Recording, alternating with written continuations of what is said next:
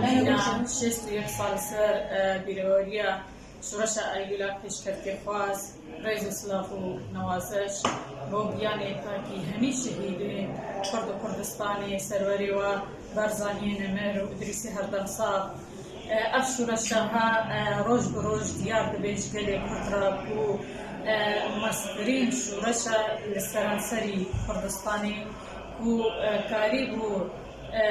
روز به روز بلگی نو در خیلی سر جیان نامه گلک حقروانا گلک خباتکار و شورشگیرین بنا بودن مینا ما مستجرمین و یک بو نمونه شورش ایولا پیشکفتی خوازرا اوی مرخاصی بیل هنگی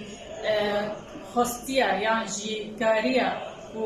بنا بودن ببید خلال دی مسیر خویان نضالی دا و گلک خباتی بکید نابرافین پیشمرگا دا و کاری بودوی سردمی دا 500 پیشمرگی خو بگری لدبر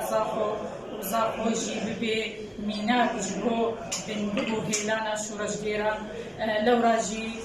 جارك ديسنا ورئيس نوازش بنابي بارتي اما بارتي ديمقراطي كردستاني سوريا لكريستنا زاخو ام جاني بان شهيدا دشينن بيجي كردستان